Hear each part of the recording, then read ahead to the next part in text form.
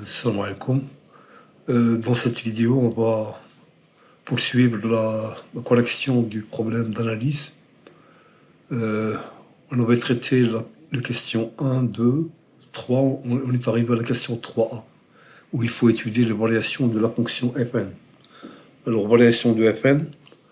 Alors, la fonction fn, elle est dérivable sur 0 ouvert plus l'infini, d'accord, en tant que quotient de deux fonctions dérivables. Celle du dénominateur ne s'annule jamais sur l'électoral plus, d'accord. On avait montré que quel que soit x strictement supérieur à 0, x puissance n est supérieur à ln de x. Donc pas de problème, fn est dérivable et on va calculer la dérivée. Fn est dérivable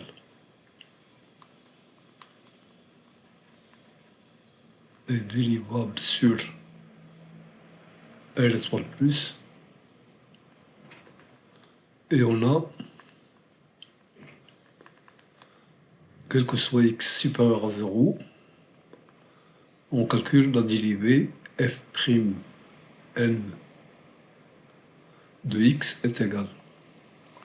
Alors, donc ça fait un quotient, donc dérivé du numérateur c'est 1, donc multiplié par le dénominateur, c'est-à-dire x puissance n moins ln de x, moins le numérateur multiplié par la dérivée du dénominateur, c'est-à-dire n x puissance n moins 1, moins dérivée de ln de x, c'est 1 sur x.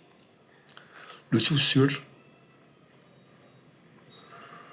le dénominateur au carré, x puissance n moins ln de x, le tout au carré, égale, alors j'aurai x puissance n moins ln de x, et là si je multiplie par x, je vais avoir moins n x puissance n, et là si je multiplie par moins x, j'aurai plus 1. Plus 1 sur x puissance n moins ln de x, le tout au carré, égale, alors là, je peux factoriser par xn, ici, là et là, d'accord. Donc je vais avoir 1 moins n x puissance n plus 1 moins ln de x. Donc vous avez reconnu sûrement la fonction gn de x au numérateur, d'accord. L'expression du numérateur c'est gn de x sur x puissance n moins ln de x, le tout au carré. Donc égal à gn de x sur x puissance n moins ln de x au carré. D'accord. Alors, le dénominateur est strictement positif. Donc, le signe de f'n de x, c'est le signe de gn de x. D'accord. Alors, le signe de f'n de x sur l'intervalle 0 plus l'infini est le signe de gn de x. D'accord. Et on a, je vous rappelle les variations de gn, on avait, d'accord, x, vous avez 0 plus l'infini, gn de x, on avait dit que c'est une fonction strictement décroissante, d'accord. Quand x tend vers 0 plus, elle tend vers plus l'infini. Quand x tend vers plus l'infini, elle tend vers moins l'infini, c'est ça. Et l'équation gn de x égale à 0 admet une solution unique alpha n, d'accord. Donc l'image de alpha n c'est 0. Donc à partir des variations de gn, on a le signe de gn de x, d'accord.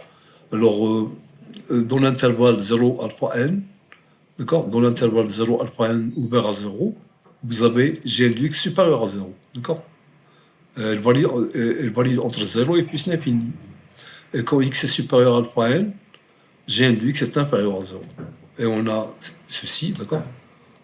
Et on a, donc je continue, on a Gn de x supérieur ou égal à 0 si seulement si x appartient à 0 alpha n, Gn de x inférieur ou égal à 0 si seulement si x appartient à alpha n plus l'infini.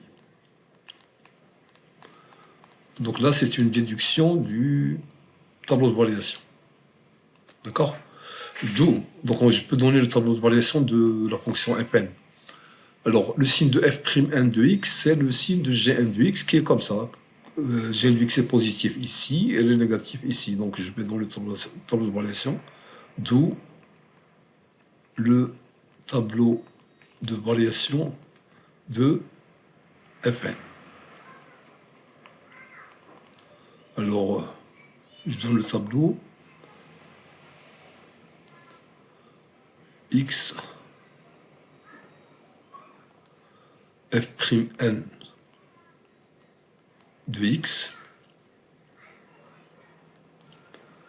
fn de x. Alors, 0, bien sûr, on aura alpha n et plus l'infini. D'accord? Gn de x s'annule en alpha n. Donc, f'n de x aussi, il s'annule en alpha n. Gn de x est positif quand x appartient à 0 alpha n. Donc, c'est la même chose pour f'n de x. Donc là, c'est positif. La dérivée en 0, on avait cherché la limite du taux d'accroissement, on a obtenu 0, d'accord? Elle est dérivable à droite. Et là, elle est négative, donc elle est croissante, puis décroissante. L'image de 0, c'est 0. Là, vous aurez fn de alpha n. Et là, on aura la limite quand x tend vers 0 plus, donc on va calculer limite quand x tend vers plus l'infini plutôt de fn de x. Alors, quand x tend vers plus l'infini, vous avez soit de la forme l'infini sur une forme indéterminée. Donc, il suffit de simplifier par x, de factoriser par x et de simplifier. Si vous voulez, on divise par x, le numérateur et le dénominateur. Donc, j'aurai 1. Je divise par x, j'aurai x puissance n moins 1 moins ln de x sur x. Quand x tend vers plus l'infini, ça tend vers plus l'infini. Là, ça tend vers, quand x tend vers plus l'infini, c'est une limite usuelle, elle tend vers 0, d'accord? Donc 1 sur plus l'infini est égal à 0. Donc la limite quand x tend vers plus l'infini de fn de x, c'est 0. Ce qui voudrait dire que la droite ou l'axe des abscisses, y égale à 0, est une asymptote horizontale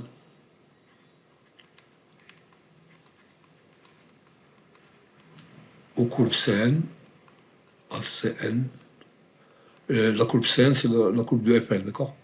Au voisinage de plus l'infini. Y égale à 0, c'est x' au x, d'accord? C'est l'axe des abscisses. Donc voilà pour les variations de Fn. Et on passe à la question suivante. Donc là, pas de problème, des calculs. Question B, il faut tracer la courbe C2, la courbe de la fonction F2. Alors, il vaut mieux donner le tableau de variation de F2, comme ça il n'y aura pas de difficulté pour le tracer, d'accord? Alors, le tableau de variation de F2, vous avez x, d'accord? 0, alpha 2, on a calculé c'est 1, vous avez plus l'infini, f'2 de x s'annule en 0, en 1, en alpha 2, là elle est, la dérivée est positive, là elle est négative, donc f2 de x, elle est strictement croissante sur 0,1 et strictement décroissante sur 1 plus l'infini. L'image de 0, c'est 0. Quand x tend vers plus l'infini tend vers 0. L'image de 1, il faut calculer l'image de 1. 1 sur 1 moins ln de 1, donc c'est 1. Voilà. Et on trace. Donc il faut faire figurer le plus important, c'est de faire figurer la demi-tangente à droite en 0, à droite au point d'abscisse 0, c'est-à-dire ici le point O. Vous avez ici une demi-tangente horizontale. Et on a un maximum absolu en 1, et ce maximum c'est 1. Donc là, il faut tracer une tangente horizontale. C'est à peu près là. Bon, là je travaille avec le stylet, donc c'est difficile à manipuler, je vous l'ai dit. Donc il faut cette tangente. D'accord? La demi-tangente à droite au point O, la tangente au point de coordonnées 1, 1, et après on trace la courbe. Alors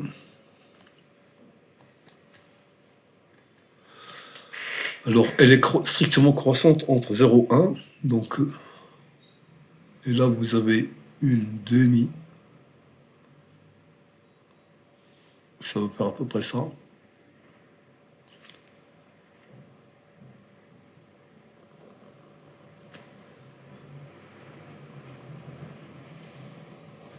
Et l'axe des abscisses, c'est une asymptote horizontale à la courbe au voisinage de plus l'infini.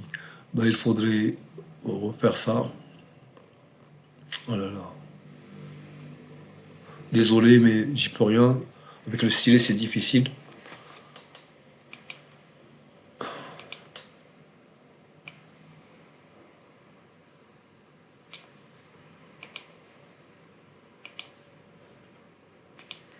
Alors, c'est...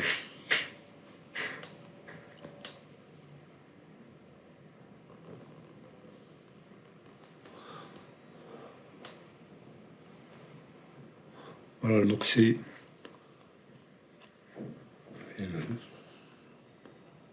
C'est la courbe C2.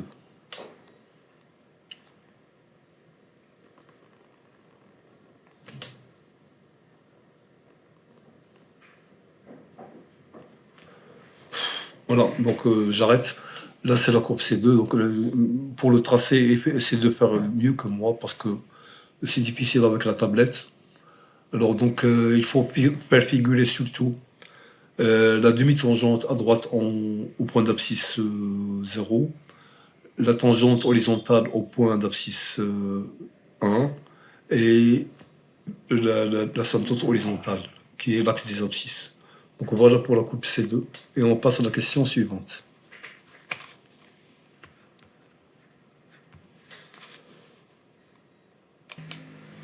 Donc question suivante, on passe à la question 4. Et là on considère la fonction f1. f1 de x égale à x sur x moins ln de x, x supérieur à 0 et f1 de 0 égale à 0. Et on vous demande de montrer que quel que soit x appartenant au segment 1, 3, valeur absolue de f'1 de x est inférieure ou égale à 1. D'accord?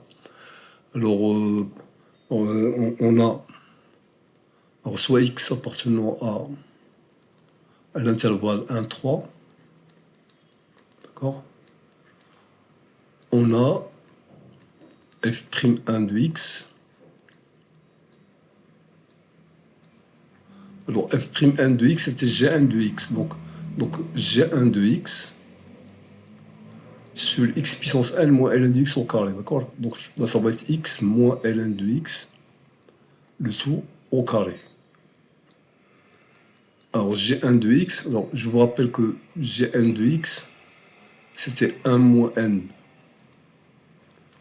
x puissance n, plus 1 moins ln de x. C'est bien ça.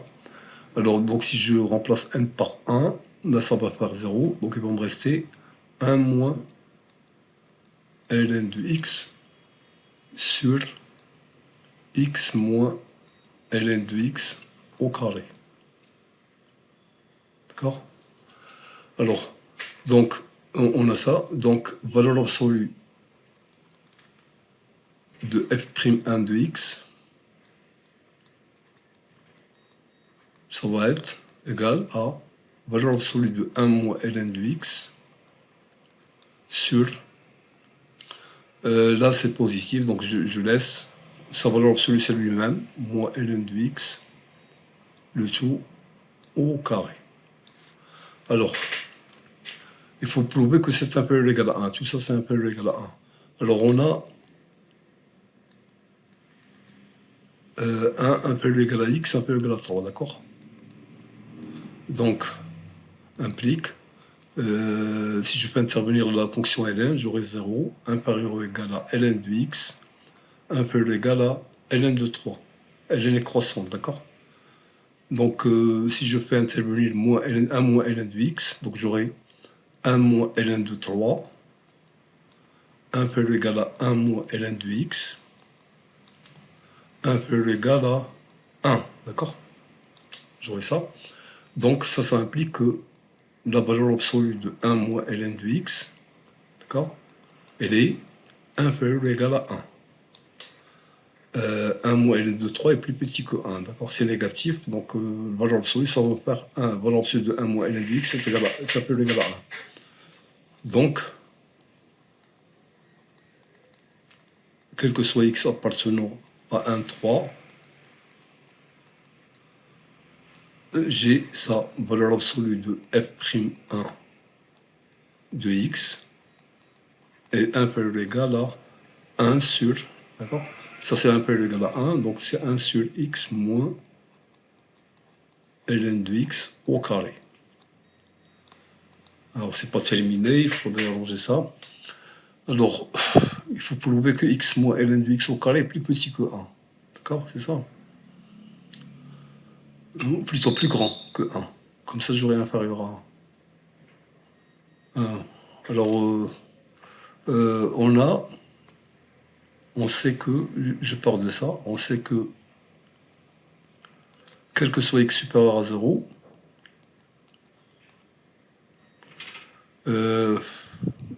à connaître, ça c'est important, ln de x est inférieur ou égal à x moins 1. D'accord? Si vous tracez la fonction ln, je vais le faire ici, d'accord? Elle s'annule en 1. L'image de E, c'est 1, d'accord? La fonction, elle est comme ça. Le tracé de ln de x, la fonction ln, elle admet une branche parabolique direction l'axe des abscisses. Alors, là, vous avez la droite d'équation y égale x moins 1. Je trace à main levée, donc... et là, vous avez la droite d'équation y égale à x. Alors, y égale x moins 1. Là, c'est y égale à x. Donc, quel que soit x appartenant à 0 plus l'infini, vous voyez bien, cette droite se trouve au-dessus, elle touche juste ici. Donc, quel que soit x supérieur à 0, j'ai ln de x qui est là, ln de x c'est la courbe qui est là, et inférieur ou égal à x moins 1, d'accord? Donc, j'aurai... donc, on va ranger ça. Donc, 1 est inférieur ou égal à x moins ln de x. C'est-à-dire, donc si je lève au carré, d'où x moins ln de x au carré, 1 est plus petit, donc je lève au carré, donc est supérieur ou égal à 1. D'où, donc ça, par conséquent, donc je reprends ici, et par conséquent,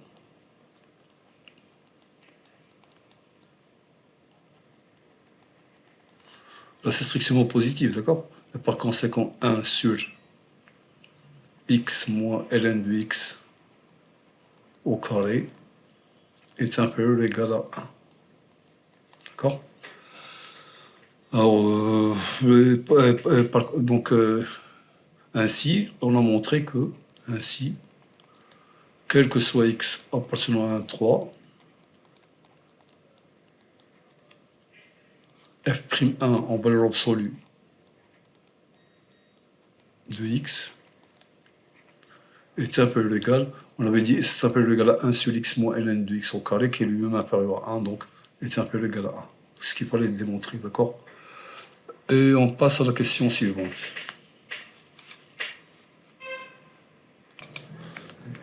Question suivante. 4b. A et b sont des nombres réels tels que 1 inférieur ou égal à A, inférieur ou égal à B, d'accord? Inférieur ou égal à 3, ici. Et on pose I égale l'intégrale de A à B f1 de t dt et J égale l'intégrale de A à B f1 de A dt. Et on vous demande de montrer à l'aide du théorème des accroissements finis que quel que soit t appartenant à AB, A moins t inférieur ou égal à f1 de t moins f1 de A inférieur ou égal à t moins A. Alors, on va prendre un t, soit t appartenant à AB,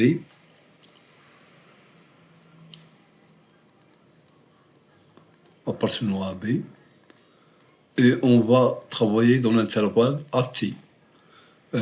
AB, A et B sont compris entre 1 et 3, pas de problème, nous avons la dérivabilité, la continuité, et même on a un résultat ici, question 4a qu'on vient de prouver, quel que soit x appartenant à 1, 3, f'1 de x en valeur absolue est inférieur ou égal à 1. Donc on va exploiter.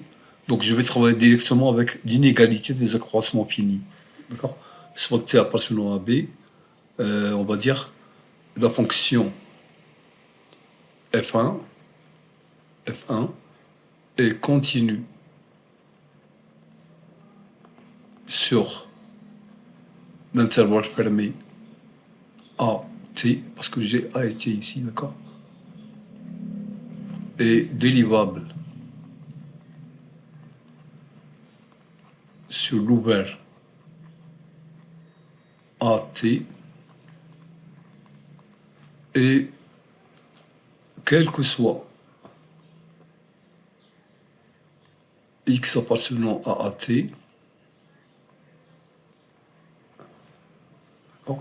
quel que soit x appartenant à t, à l'intervalle ouvert AT, on a valeur absolue de f'1 de x est inférieur ou égal à, est inférieur strictement ou inférieur ou égal à 1. D'accord? Tout ça pourquoi? Parce que, car l'intervalle AT, je le prends ouvert, d'accord, est inclus dans l'intervalle 1, 3. Donc on peut dire ça. Alors, donc d'après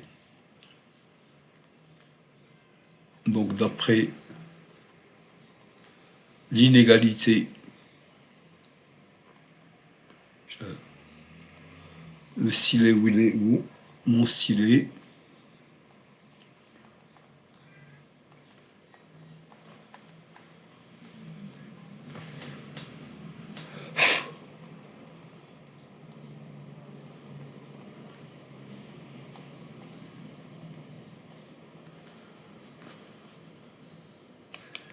donc d'après l'inégalité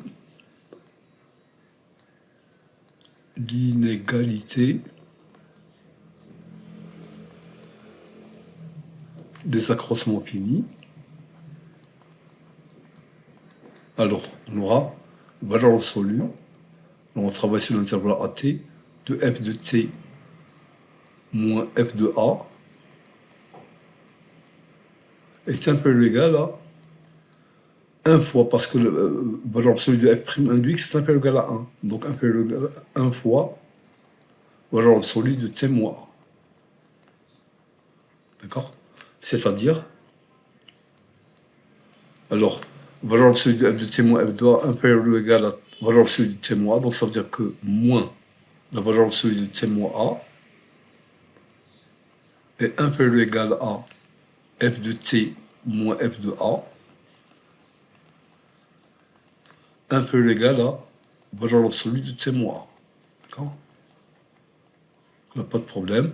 Alors, nous avons t plus grand que a, donc valeur absolue de t moins a, c'est t moins a. Donc, j'aurai ici, c'est-à-dire moins t moins a, c'est-à-dire a moins t, un peu égal à f de t moins f de a, un peu égal à t moins a.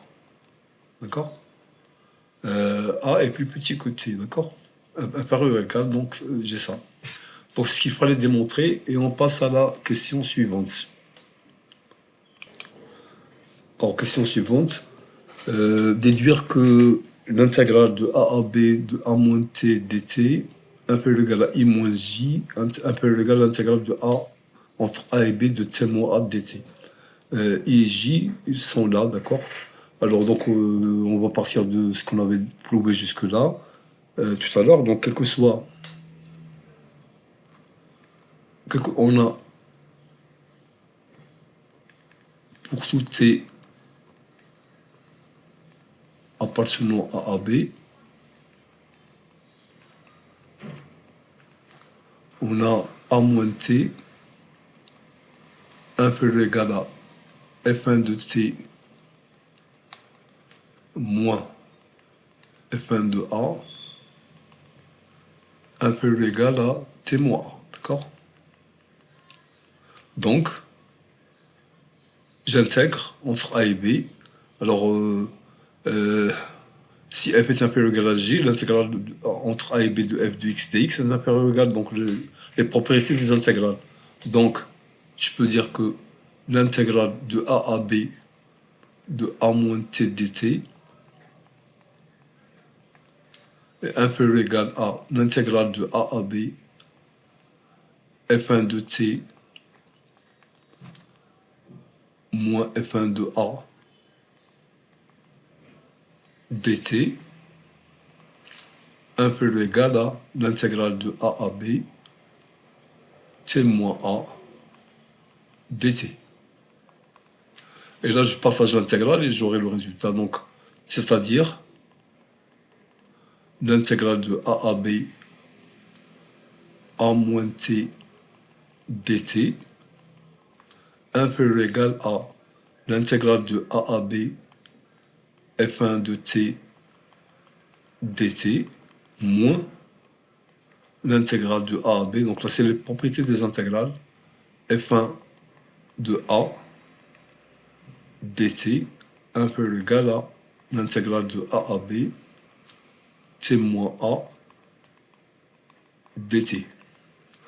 D'où donc le résultat. Donc ça, c'est l'intégrale de a à b a moins t dt inférieur ou égal, ça c'est i, d'accord? C'est l'intégrale i.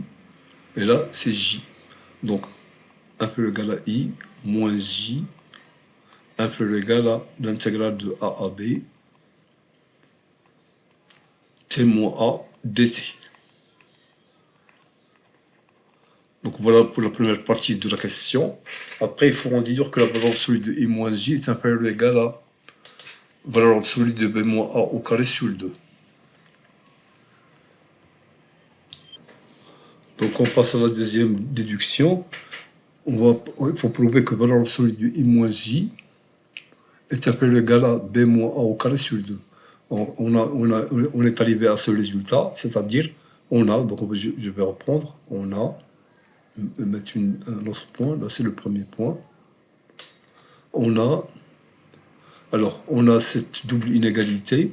Alors, T, A est inférieur ou égal à T appartient à B. T appartient à B, donc T moins est positif, d'accord? T moins est un nombre positif. Donc cette intégrale est positive, d'accord? Donc je vais écrire ça mieux. On a les deux nombres qui sont là sont opposés, d'accord? Donc ça c'est moins l'intégrale de A à B, T moins A dt inférieur ou égal à I moins J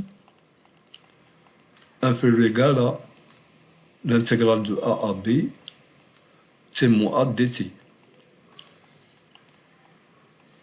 Et l'intégrale de a à b, t moins a, dt, est supérieur ou égal à 0. Car t appartient à l'intervalle AB.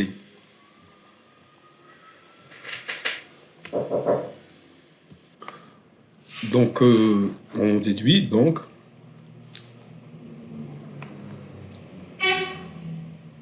valeur absolue de I moins J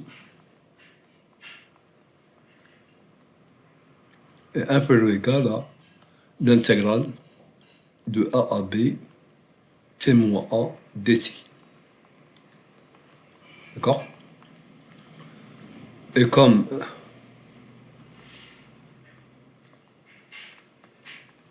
l'intégrale de A à B, T moins A, dt, est égale, alors une primitive de T moins A, c'est 1 demi T moins A au carré, d'accord? Entre, donc j'aurai ça entre A et B. Si j'arrive, je vais avoir 2, le 2 va simplifier avec le 2, T moins A fois T moins A prime qui est égal à 1. Donc la primitive de T moins A, c'est 1 demi T moins A au carré. Égal, alors si je remplace par B, j'aurai B moins A au carré sur 2, au carré sur 2, d'accord? Et si je remplace par A, j'aurai 0. Donc c'est égal à B moins A au carré sur 2. Ainsi, donc on l'a prouvé, ainsi, on a valeur absolue de I moins J inférieur ou égal à l'intégrale de A, B, T moins A, dt qui est égal à ça. Donc c'est inférieur ou égal à B moins A au carré sur 2. Donc là, c'est pas très difficile, c'est des calculs, c'est tout. Et on passe à la question 5.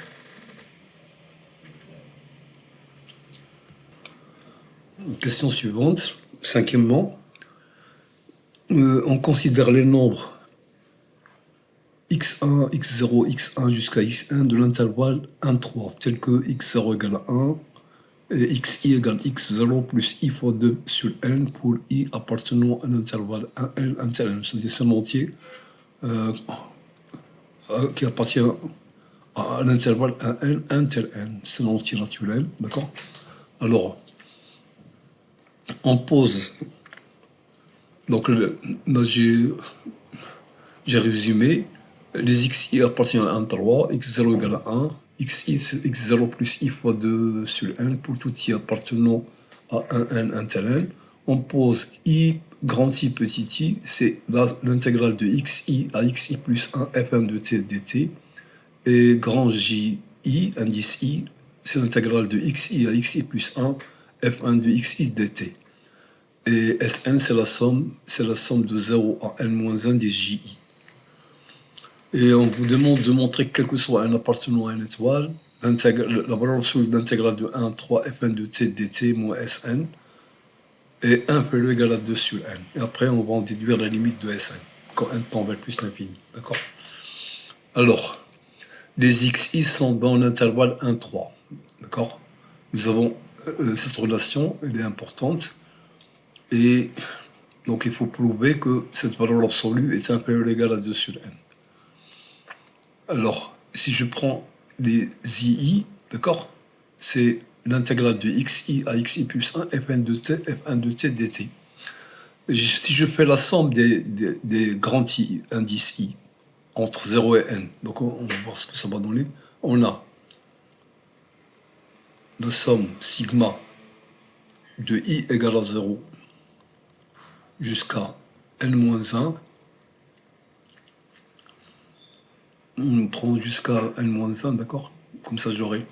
Alors, des i, indice i, ça va être sigma de i égale à 0 jusqu'à n-1. Alors, i c'est l'intégrale de xi plus 1, f1 de t dt égale. Alors, si vous remplacez i par 0, vous aurez sigma, vous aurez l'intégrale de x0 à x1, f1 de t dt, plus, si vous remplacez par 1, vous aurez l'intégrale de x1, donc je vais le rédiger comme ça vous verrez mieux. Donc ça c'est l'intégrale de x0 à x1, f1 de t dt, plus l'intégrale de x1 à x2, f1 de t dt, plus, etc. Pour i égale à n-1, vous aurez l'intégrale entre xn-1 et xn de f1 de t dt. D'accord? Et là, si j'utilise la relation de Charles, d'accord? Là, vous avez x0, x1, x1, x2, x2, xn-1, xn-1. Donc, si vous faites la relation de Charles, vous aurez, si on applique la relation de Charles, j'aurai x0 à xn f1 de t dt, qui est égal, alors x0, c'est 1, et xn, c'est 3. On va le calculer ici, f1 de t dt, car x0 égale à 1, et xn, alors j'applique la formule, la relation qu'on me donne, c'est x0 plus n fois ICN, n fois 2 sur n, c'est-à-dire 1 plus 2 égale à 3. Donc x1 c'est 3, x0 c'est 1, donc j'ai ça. Donc, la valeur absolue de l'intégrale de 1 à 3, je reviens à ça, d'accord? f1 de t dt moins Sn, c'est la valeur absolue. Alors, l'intégrale de 1 à 3 f1 de t dt, c'est la somme des grands I indice I, d'accord? C'est égal à sigma égale sigma. Donc, je remplace l'intégrale qui est là par sa valeur. Et de I égale à 0 jusqu'à n-1 des grands I indice petit i, moins Sn, c'est sigma des J, moins sigma de I égale à 0 jusqu'à n-1 des JI. D'accord? Et là, c'est la valeur absolue de la somme de I égale à 0 jusqu'à n-1 de II, grand I indice I, moins grand J indice I. D'accord? C'est évident, d'accord? Vous, vous isolez les termes de même rang, donc j'aurai I0, et là j'aurai moins J0, etc. D'accord? Et ça, c'est inférieur ou égal à sigma de I égale à 0 jusqu'à n-1. Alors, la valeur absolue d'une somme, c'est la somme des valeurs absolues, d'accord? Donc ça va faire valeur absolue de I indice I, moins J indice I. Donc j'ai déjà cette majoration, et là, on pourra utiliser le résultat déjà prouvé ici, d'accord? La valeur absolue de I moins J, c'est B moins A au carré sur 2, avec I, c'est l'intégrale entre A et B de F1 de T dt, et J, c'est l'intégrale de A et B, F1 de A dt. D'accord? Donc là, on va voir ce que ça va donner. On a valeur absolue de II moins JI, c'est, alors II c'est l'intégrale de XI à XI plus 1, F1 de T dt, moins l'intégrale de XI à XI plus 1, F1 de XI dt. D'accord? Et on utilise le résultat trouvé ici. Lorsque A et B sont deux nombres réels, lorsque A et B sont deux nombres réels tels que 1 peut égal à A, 1 peut égal à 3, alors la valeur absolue, la démonstration qu'on a faite ici, la valeur absolue de I moins J est 1 peut égal à B moins A au carré sur 2. On a ici la même chose avec xi plus 1 qui appartiennent à l'intervalle 1, 3, donc pas de problème. Donc on peut l'appliquer. D'accord? À la place de A, vous avez xi, à la place de B, vous avez xi plus 1. D'accord? Donc xi c'est A, xi plus 1 c'est B, donc je peux l'appliquer. Donc ça joue le rôle du grand I qu'on avait ici, et ça joue le rôle de grand J. Alors, on va dire, et comme 1 peut égal à xi, 1 peut égal à xi plus 1 peut égal à 3, d'accord? Et d'après le résultat du grand 4b 2. D'accord? D'après les études, on a valeur absolue de II moins JI, 1 peut égal à... Alors ça va être quoi? Ça va être X, donc c'était B moins A au carré sur 2. Donc là, ça va être XI plus 1 moins XI au carré sur 2. D'accord? Alors, et on a xi plus 1 moins xi, le tout au carré, égale au carré. Alors, xi plus 1, c'est x0 plus i plus 1 fois 2 sur n. D'accord? Moins xi, donc c'est moins x0 moins i fois 2 sur n. Et après simplification, x0 part avec moins x0, i sur 2n moins i sur 2n, donc il va me rester 2n le tout au carré. 2n, c'est-à-dire 4 sur n carré. D'accord? 2 sur n, i sur 2 sur n moins i sur 2 sur n, c'est 0. x0 moins x0, c'est 0. Donc il va me rester 2 sur n le tout au carré, ça fait 4 sur n carré. Et on a ceci, donc,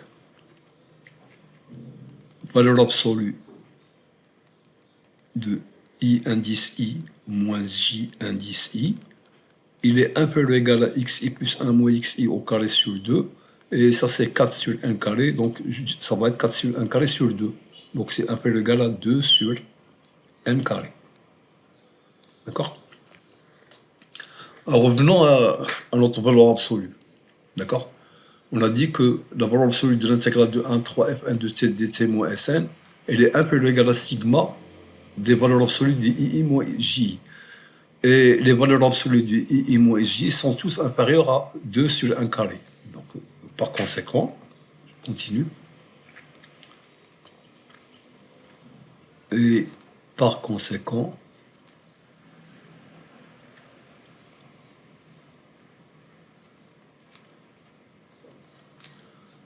d'accord, l'intégrale de 1 à 3 f1 de t dt moins Sn, on a dit elle est un peu égale à sigma de i égale à 0 jusqu'à n moins 1, valeur absolue de i indice i moins j indice i, il est un peu égal, d'accord, à sigma de i égale à 0 jusqu'à n moins 1, toutes les valeurs absolues de I et moins J sont inférieures à 2 sur n carré. Donc sigma de 2 sur n carré. C'est-à-dire, valeur absolue de l'intégrale de 1 à 3 f1 de 1 de t dt moins Sn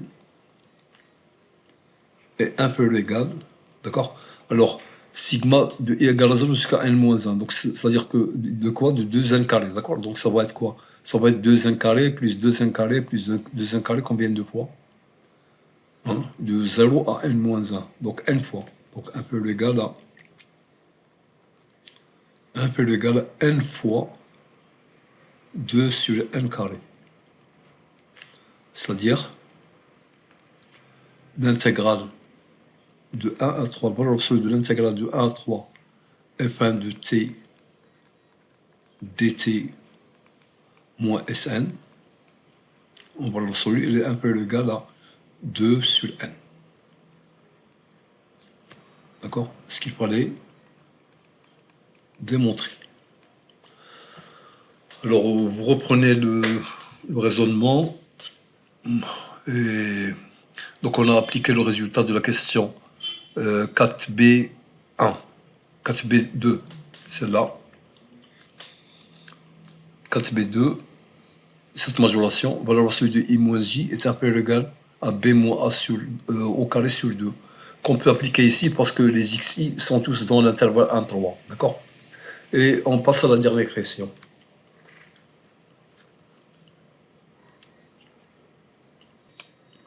Bon, donc, dernière question, il faut déduire la limite quand n tend vers plus l'infini de Sn. Donc, évidemment, on a ici, quel que soit n appartenant à une étoile, la valeur absolue de l'intégrale de 1 à 3 f1 de t dt moins Sn est inférieur ou égal à 2 sur n. Ça, c'est le résultat précédent, d'accord? Et on a limite quand n tend vers plus l'infini de 2 sur n est égal à 0. D'accord? Donc, la limite quand n tend vers plus l'infini de Sn, c'est l'intégrale de 1 à 3 f1 de t dt. D'accord? Alors, schématiquement, ça va donner ça, c'est-à-dire que si j'essaie de tracer la fonction C1, donc j'ai ici une demi-tangente horizontale en 0, pas de problème. J'ai une asymptote ici.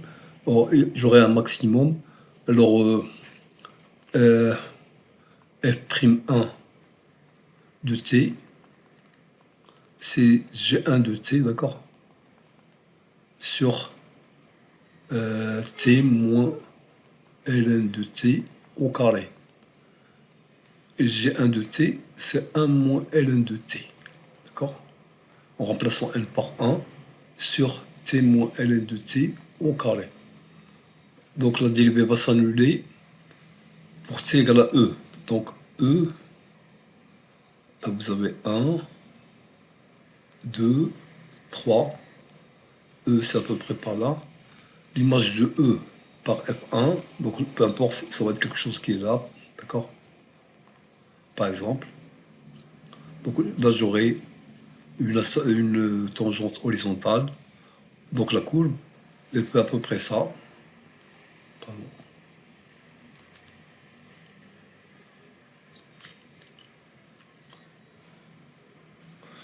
Alors, l'intégrale de 1 à 3, donc là c'est 1. Là vous aurez 3. L'intégrale de 1 à 3 f1 de t dt, c'est cette aire-là. L'aire qui est comprise entre l'axe des abscisses, la courbe. D'accord? Je vais changer de couleur là.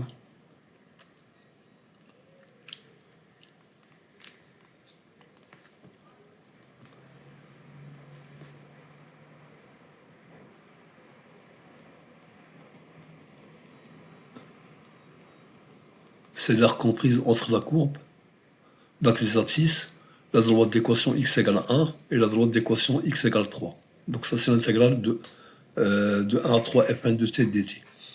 Alors, les Sn. Sn, c'est la somme des JI. JI, c'est quoi? C'est l'intégrale de xi à xi plus 1 de f1 de xi. Donc là, c'est l'aire du rectangle, d'accord? Du rectangle. Donc, je change encore de couleur.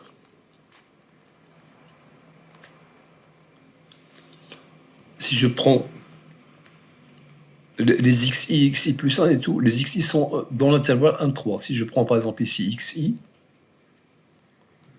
et là xi plus 1,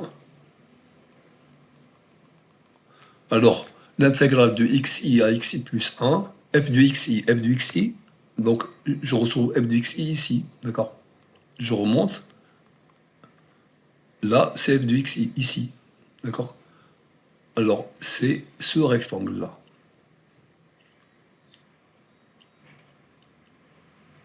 L'intégrale j, c'est ce rectangle. Alors, lorsque je somme tous les rectangles, je fais tendre n vers plus l'infini, qu'est-ce que ça va se passer? Ça veut dire que la largeur du rectangle, c'est-à-dire la distance entre xi et xi plus 1, sera très petite.